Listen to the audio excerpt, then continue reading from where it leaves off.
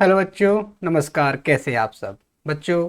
आज के इस वीडियो लेक्चर में हम जानेंगे कि समानुपातिक आवंटन की दशा में अंशों के हरण के संबंध में लेखा प्रविष्टियां किस प्रकार से की जाती हैं। इसके लिए हम एक सवाल लेते हैं और देखेंगे कि इसमें जो समानुपातिक आवंटन हुआ है, इस स्थिति में किस प्रकार से लेखा प्रविष्टियां की जाएंगी।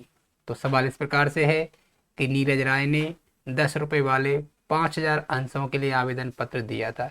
नीरज राय एक व्यक्ति है जिसने किसी कंपनी के अंशों को खरीदने के लिए आवेदन किया है और आवेदनों की संख्या है 5,000, लेकिन उसे 3,000 अंश आवंटित किए गए थे। आवेदन किया था उसने 5,000 के लिए, लेकिन उसे सिर्फ 3,000 अंश ही आवंटित किए गए हैं। तो यहाँ क्या हो रहा है कि 5 के बदले सिर्फ उसे 3 अंश ही आवंटित किए जा रहे हैं। इसे ही क्या कहते हैं? हम समानुपातिक आवंटन कहते हैं। उसने आवेदन पत्र पर 3 रुपए प्रति अंश दिए थे। आवेदन पत्र पर उसने कितने रुपए दिए थे? 3 रुपए के हिसाब से। किंतु आवंटन राशि 2.5 अर्थात 2.5 रुपए प्रति अंश की दर से नहीं दिया। वह 2.5 रुपए का भुगतान नहीं कर पाया। आवंटन की राशि का एक अंश था, कितने का था? 10 रुपए का था। इन अंशों का हरण कर लिया गया और आवंटन के बाद ही क्या कर लिया गया है? नीरज राय के अंशों का हरण कर लिया गया है। आपसे कहा जा रहा है कि हरण की जनरल प्रविष्टियां कीजिए। तो सबसे पहले हम ये देख लेते हैं कि नीरज राय से कितनी राशि प्राप्त हो रही है। ठीक है, तो नीरज राय ने 5,000 अंशों के लिए आवेदन किया है, तो कितनी राशि प्राप्त होगी सबसे पहले हम ये देख लेते हैं। तो 5,000 अंशों पर प्राप्त राशि कितनी होगी? 5,000 गुणा 3, 15,000 रुपये नीरज राय ने आवेदन के रूप में राशि दी है। अंश पूंजी खाते में कितनी हस्तांतरित होगी? जितने अंश आवंटित किए गए हैं। तो आवंटित कितने किए गए हैं शेयर बच्चों? तो अंश आवंटित किए गए हैं मात्र 3,000। तो 3,000 के हिसाब से ही राशि पूंजी खाते में हस्तांतरित होगी। तो कितनी राशि आती है? 9,000। 15,000 रुपये प्राप्त हुए, लेकिन उसमें से सिर्फ 9,000 ही पूंजी खाते में हस्तांतरित हो गए। अंतर की राशि कितनी है? 6,000। यह 6,000 की राशि क्या है? आधिक्य की राशि है। इस आधिक्य की राशि को आवंटन के साथ समायोजित किया जाएगा। तो आवंटन कितने रुपए का है? 2.5 रुपए का है। ठीक है बच्चों, तो पहले हम देख लेते हैं कि 3,000 अंशों पर आवंटन की राशि कितनी देय होगी। 3,000 अंशों पर आवंटन की राशि देय होगी 3,000 गुणा 2.5 मतलब 7,500 रुपए।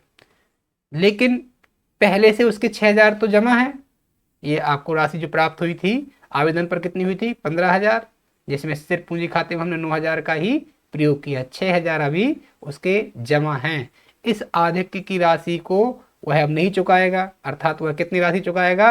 6,000 कम राशि चुकाएगा। ठीक है, तो आधिक्य की राशि समायोजित कर ली हमने 6,000, तो बच जाते हैं 1,500 रुपए। यह 1,500 रुपए कौन सी राशि होगी? जो आवंटन पर देय हो रही थी और यही राशि वास्तव में नहीं चुकाई गई है। ठीक है, तो हम अब सवाल हल करते हैं यहाँ पर। तो जनरल प्रविष्टि करते हैं, जनरल का प्रारूप बना लेते हैं। ठीक है, हमें सिर्फ यहाँ पर हरण की प्रविष्टि करनी है। ठीक है, कितने अंशों का हरण हो रहा है? 3,000 अंशों का हरण हो रहा है। तो जो हरण की प्रविष्टि में क्या किया जाता है? सबसे पहले इक्विटी शेयर कैपिटल अकाउंट को डेबिट किया जाता है। ठीक है, तो एक अंश तो वैसे 10 रुपए का है, लेकिन यहाँ पर equity share capital account debit उस राशि से डेबिट किया जाता है जो अभी तक मांगी गई है। तो 3 रुपए आवेदन पर मांगे हैं और 2.5 रुपए आवंटन पर मांगे हैं, मतलब 5.5 रुपए ही अभी मांगे गए हैं। ठीक है, तो 3,000 गुणा 5.5 अर्थात 5.5 रुपए, और ये आ जाता है 16,500 रुपए मांगे गए हैं। ठीक है, जिसमें से 3 रुपए क्या हो गए थे? प्राप्त हो गए थे, और 2.5 रुपए कैसे थे?